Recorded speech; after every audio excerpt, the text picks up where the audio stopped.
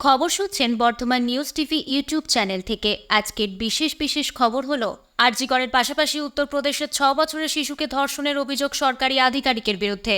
রবিবারের মধ্যে ফাঁসির ব্যবস্থা করুক সিবিআই, এবার পথে নামবেন খোদ মমতা। বিজেপির মিছিলকে কেন্দ্র করে ধুন্ধুমার আরজি করে বিক্ষোভকারী চিকিৎসকদের সঙ্গে ধস্তাধস্তি গেরুয়া শিবিরের। ফের রদবদল মন্ত্রিসভায় অখিলগিরির ছেড়ে যাওয়া কারা দফতরের অতিরিক্ত দায়িত্ব পেলেন চন্দ্রনাথ। রাত দখলের পর লক্ষ্মীর ভান্ডার প্রত্যাখ্যানের আবেদন বিজেপির, কি বলছে তৃণমূল? অভিষেক রুচিরাকে বারবার দিল্লি তলব ইডির, হেভিওয়েট মামলায় বড় সিদ্ধান্ত সুপ্রিম কোর্টের। প্রতিদিন সঠিক খবর নিয়মিত শোনার জন্য সাবস্ক্রাইব করুন বর্তমান নিউজ টিভি চ্যানেলটিকে। আসছি বিস্তারিত খবরে। কলকাতার আরজি কর হাসপাতালে তরুণী চিকিৎসককে ধর্ষণ এবং খুনের ঘটনা নাড়িয়ে দিয়েছে গোটা দেশকে। সেই আবহে আরও এক ধর্ষণের ঘটনা সামনে এলো। উত্তরপ্রদেশের সরকারি আধিকারিকের বিরুদ্ধে দলিত সম্প্রদায়ের শিশু কন্যাকে ধর্ষণের অভিযোগ। জানা গিয়েছে 57 বছর বয়সী ওই সরকারি আধিকারিক 6 বছরের শিশুকে ধর্ষণ করেন প্রথমে, তারপর পোষা একটি ছাগলকেও ধর্ষণ করেন। গ্রেপ্তার করা হয়েছে তাকে। উত্তরপ্রদেশের বুলন্দর শহর থেকে এই অভিযোগ সামনে এসেছে। মেয়েটির পরিবার জানিয়েছে সরকারি কাজে আহমেদগড় গ্রামে যাতায়াত ছিল ওই সরকারি আধিকারিকের। সোমবার বিকেলেও গ্রামে ঢোকেন তিনি। সেই সময় বাড়ির উঠোনে খেলছিল মেয়েটি। বাড়িতে সেই সময় প্রাপ্তবয়স্ক কেউ না থাকার সুযোগ নেন অভিযুক্ত। মেয়েটির পরিবার জানিয়েছে প্রথমে শিশুটিকে ধর্ষণ করেন ওই ব্যক্তি, এরপর বাড়িতে পোষা ছাগলটির ওপরও যৌন নির্যাতন চালান। পাশের বাড়ির এক শিশু মেয়েটির বন্ধু গোটা ঘটনা দেখে এবং সেই ঘটনার বর্ণনা দেয় বলে জানা গিয়েছে। বিষয়টি সামনে আসতেই শোরগোল পড়ে গিয়েছে। ইতিমধ্যেই ওই সরকারি আধিকারিককে চাকরি থেকে বরখাস্ত করা হয়েছে। উত্তরপ্রদেশের মুখ্যমন্ত্রী যোগী আদিত্যনাথ বিষয়টির দিকে নজর রেখেছেন। রাজ্য সরকারের তরফে মেয়েটির পরিবারকে 8.25 লক্ষ টাকা ক্ষতিপূরণ দেওয়ার ঘোষণা হয়েছে। পুলিশ আধিকারিক গজেন্দ্র সিংহ জানিয়েছেন ওই আধিকারিক রাজ্যের কৃষি দপ্তরের কর্মরত। সোমবার ওই দলিত কন্যা এবং তার বন্ধুকে বাড়ির উঠোনে খেলা করতে দেখে ঢুকে পড়েন তিনি। প্রথমে মেয়েটিকে ধর্ষণ করেন, তারপর দুয়ারে বাঁধা ছাগলটিকেও ধর্ষণ করেন। তাকে গ্রেপ্তার করা হয়েছে, চাকরি থেকে বরখাস্ত করা হয়েছে ওকে। শুরু হয়েছে তদন্ত। পুলিশ জানিয়েছে দ্রুত তদন্ত শেষ করে শাস্তির ব্যবস্থা করা হবে। অভিযুক্ত যাতে কঠোর শাস্তি পান তার ব্যবস্থা করা হবে। মেয়েটির বাবা জানিয়েছেন সোমবার বিকেলে তিনি এবং তার স্ত্রী জমিতে কাজ করছিলেন। সেই সময় বাড়িতে একাই ছিল মেয়ে। পাশের বাড়ির ছেলেটি পরে খেলতে আসে। বিষয়টি জানতে পেরে মঙ্গলবার সকালেই থানায় অভিযোগ জানান তারা। যোগীর নির্দেশে জেলাশাসক ইতিমধ্যেই মেয়েটির পরিবারের সঙ্গে দেখা করেছেন। পরিবারকে আর্থিক ক্ষতিপূরণ দেওয়ার কথা তিনিই জানান। নিরপেক্ষ তদন্তের আশ্বাসও দেওয়া হয়েছে সরকারের তরফে। আরজি কর কাণ্ডের শুরু থেকে পুলিশ তদন্ত করলেও হাইকোর্টের নির্দেশে তদন্তভার গিয়েছে কেন্দ্রীয় সংস্থা সিবিআই এর হাতে। সেই নির্দেশ কার্যত মেনে নিয়েই মুখ্যমন্ত্রী মমতা বন্দ্যোপাধ্যায় বলেছেন তিনি নিজেই সিবিআইকে দায়িত্ব দেওয়ার কথা ভেবেছিলেন।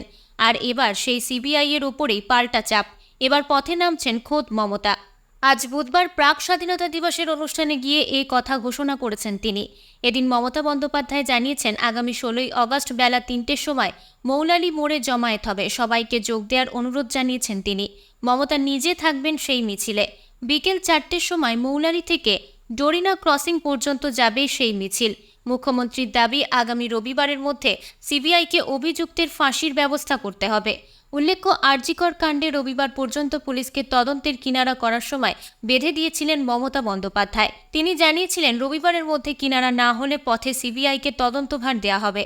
তবে সেই ডেডলাইন শেষ হওয়ার আগেই কলকাতা হাইকোর্ট সিবিআই তদন্তের নির্দেশ দিয়েছে।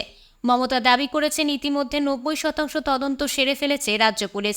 মমতা আগেই দাবি করেছিলেন সিবিআই এর সাফল্যের হার খুব ভালো নয়, তবে সিবিআইকে পুলিশ সাহায্য করবে বলে আশ্বস্ত করেছেন মুখ্যমন্ত্রী। প্রিয় দর্শক, আমরা এই ভিডিওটিতে 2000 লাইক ও 1000 সাবস্ক্রাইবার টার্গেট করেছি, তাই আমাদের টার্গেটটি সম্পূর্ণ করবেন এবং কোন জেলা থেকে দেখছেন কমেন্ট করে জানাবেন। আসছি পরবর্তী খবরে। আরজি কর হাসপাতালে জুনিয়র চিকিৎসক মৃত্যুর প্রতিবাদ জানাতে বুধবার বিকেলে কলেজ স্কোয়ার থেকে আরজি কর হাসপাতাল পর্যন্ত প্রতিবাদ মিছিলের আয়োজন করা হয়েছিল বঙ্গ বিজেপির মহিলা মোর্চার তরফে। আর সেই মিছিলকে কেন্দ্র করেই ধুন্ধুমার পরিস্থিতি তৈরি হলো হাসপাতালের সামনে। একদিকে গেরুয়া শিবিরে নেতা কর্মী ও অন্যদিকে হাসপাতালের মধ্যে বিক্ষোভরত জুনিয়র চিকিৎসকদের মধ্যে প্রবল ধস্তাধস্তি লেগে যায়। মাঝখানে দাঁড়িয়ে কলকাতা পুলিশ দুপক্ষকে থামানোর চেষ্টা করলেও বেশ কিছুক্ষণ ধস্তাধস্তি চলে। কোনো রাজনৈতিক দলকেই হাসপাতালের ভিতরে ঢুকতে দিতে নারাজ বিক্ষোভকারী চিকিৎসকদের অনড় মনোভাব জয়ী শেষ পর্যন্ত। হাসপাতালের ভেতর ঢোকার চেষ্টা শেষ পর্যন্ত ছেড়ে দেন বিজেপি কর্মীরা। পূর্ব নির্ধারিত কর্মসূচি অনুযায়ী বুধবার বিকেলে মিছিল করে গিয়েছিলেন বিজেপির নেতা কর্মী ও সমর্থকরা।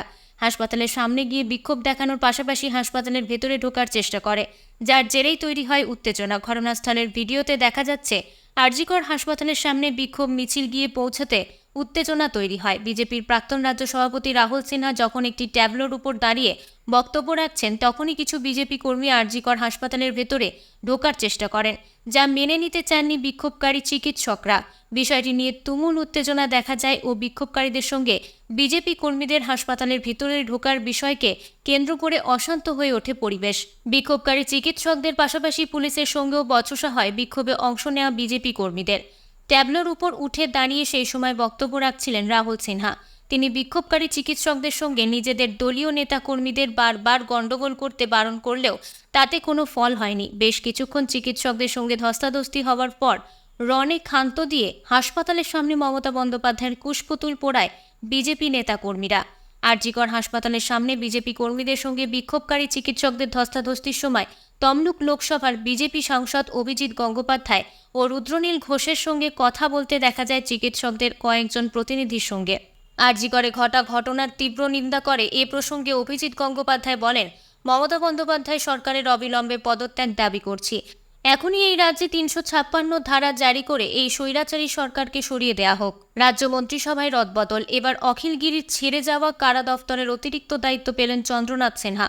বুধবার নবান্নের তরফে বিজ্ঞপ্তি জারি করে জানানো হয়েছে, রাজ্যপাল অতিরিক্ত দায়িত্ব হিসেবে রাজ্যের ক্ষুদ্র কুটির ও বস্ত্রশিল্প মন্ত্রী চন্দ্রনাথকে কারা দফতর দেখভালের দায়িত্ব দিয়েছেন। চলতি মাসের শুরুতেই বন দপ্তরের কাঁথি বিভাগের এক মহিলা রেঞ্জ আধিকারিকের সঙ্গে দুর্ব্যবহারের অভিযোগ ওঠার প্রেক্ষিতে ইস্তফা দেন রামনগরের বিধায়ক অখিল। তারপর সংক্ষিপ্ত রদবদল হয় মন্ত্রিসভায়। সেই রদবদলের কারা দফতর নিয়ে কোনো সিদ্ধান্ত নেননি মুখ্যমন্ত্রী মমতা বন্দ্যোপাধ্যায়। কিন্তু স্বাধীনতা দিবসের আগের দিন বিজ্ঞপ্তি জারি করে কারা দফতরে নতুন মন্ত্রীকে দায়িত্ব দেওয়ার কথা জানিয়ে দেওয়া হলো।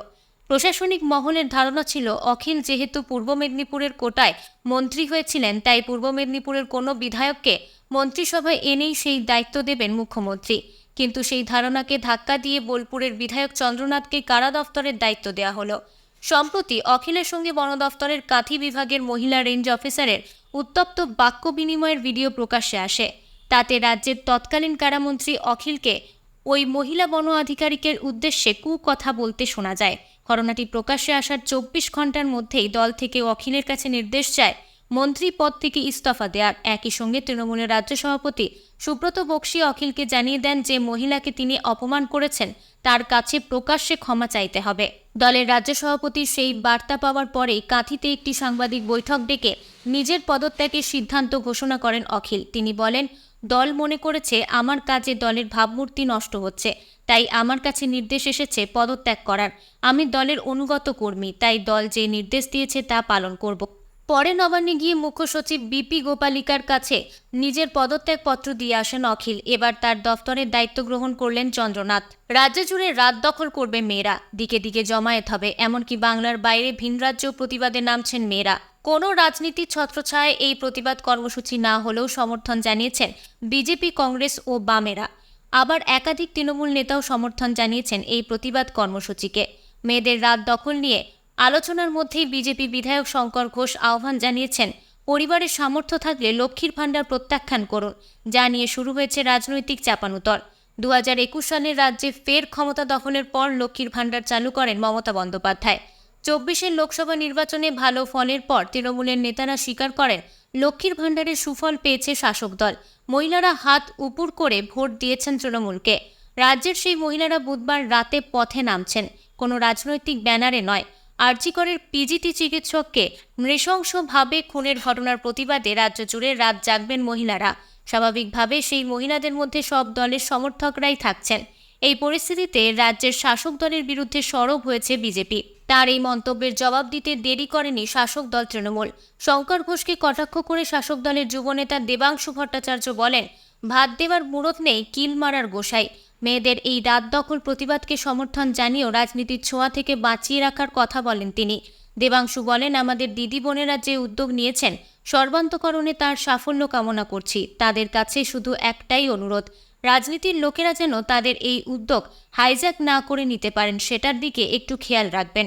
দেবাংশুর বক্তব্য নিয়ে রাজ্য বিজেপির মুখপাত্র ও রাজ্যসভার সাংসদ শ্রমিক ভট্টাচার্য বলেন, এই সরকারকে প্রশ্ন করলে কি হাল হয় তা দেখেছেন শিলাদিত্য চৌধুরী।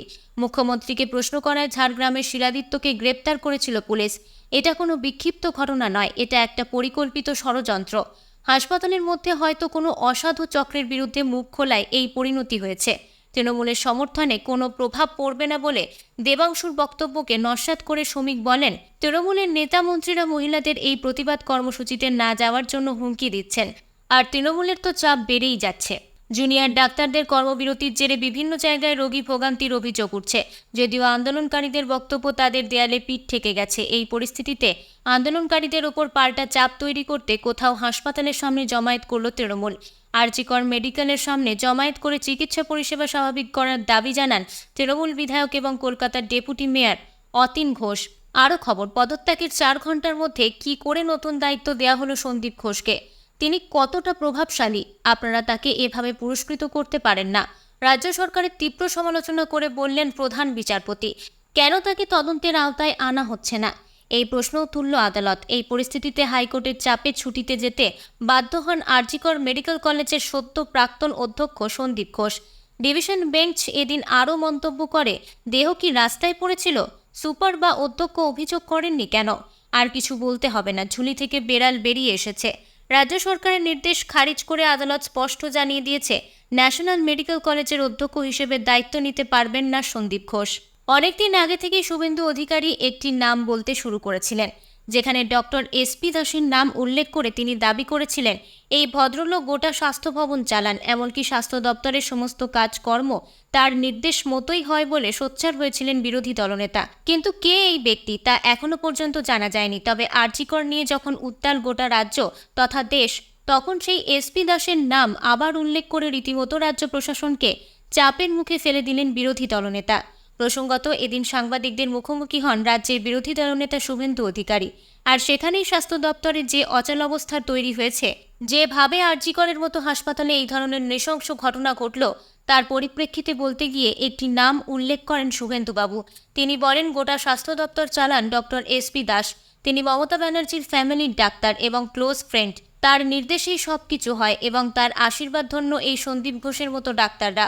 অর্থাৎ তলায় তলায় রাজ্যের স্বাস্থ্য দপ্তরের যে 12টা বেজে গিয়েছে এবং অন্য কারুর হাতে যে এই স্বাস্থ্য দপ্তর সঁপে দিয়েছেন মাননীয় মুখ্যমন্ত্রী, সেই তথ্যই এদিন আরও একবার ফাঁস করে দিলেন রাজ্যের বিরোধী দলনেতা, যার ফলে গোটা ঘটনায় রাজ্যের বিড়ম্বনা অনেকটাই বৃদ্ধি পেল বলেই মনে করছেন বিশেষজ্ঞরা।